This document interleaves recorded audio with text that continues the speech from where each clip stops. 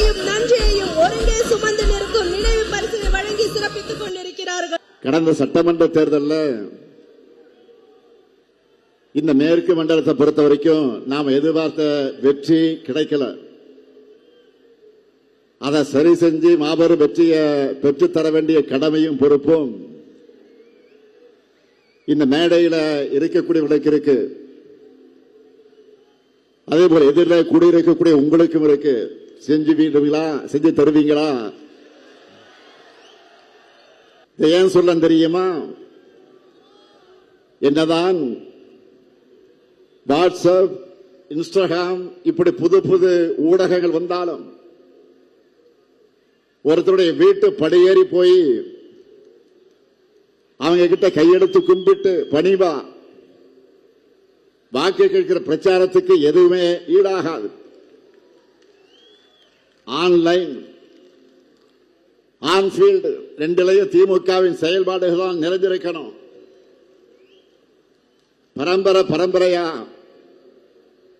திமுகவுக்கு வாக்களிக்கிற குடும்பமாக இருந்தாலும் சரி, இதுவரை நமக்கு வாக்களிக்காத குடும்பமாக இருந்தாலும் சரி, பிரச்சாரத்தின் கடைசி நிமிடம் வரை மக்களை நாம மீட் பண்ணிக்கிட்டே இருக்கணும். சாதனைகளை சொல்லி வாக்குறுதிகளை சொல்லி வாக்கு கேட்டுக்கொண்டே இருக்கணும். ஒவ்வொரு தனிப்பட்ட நபருக்கும் என்ன தேவை என்பதை உன்னிப்பா பார்த்து திட்டங்களை செயல்படுத்திக்கிட்டு இருக்கிறோம். வளர்ச்சி என்றாலே பிடிக்காத ஒரு கட்சியா பாஜக இருக்கு. மக்கள் அவங்களை தொடர்ந்து புறக்கணிக்கிறாங்க.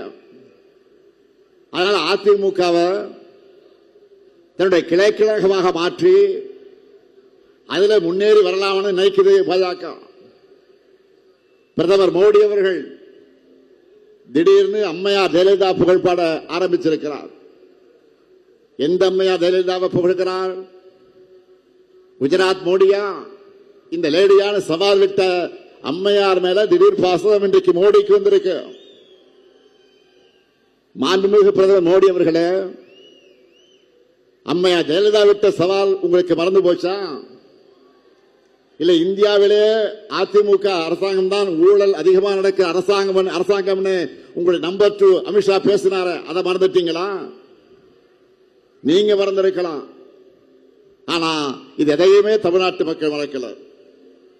இதையெல்லாம் மறந்துட்டு அல்ல, மறைத்துவிட்டு பிரதமர் பேசுவது எதுக்காக என்று கேட்டால், ஒன்றிய பாஜகவோட 12 ஆண்டு கால ஆட்சியில தமிழ்நாட்டுக்கு எதுவும் செய்யல.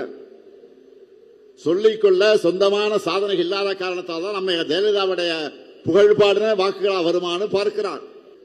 மாண்புமிகு பிரதமர் மோடி அவர்களே, தமிழ்நாடு உங்ககிட்ட கேட்கிறது என்ன தெரியுமா? தென்னிந்தியாவின் மான்செஸ்டராக இருக்கக்கூடிய கோவைக்கு மெட்ரோவுக்காக ஏன் அனுமதி தரல? கோயில் நகரமான மதுரை மெட்ரோவுக்கு அனுமதி கொடுத்துட்டீங்களா?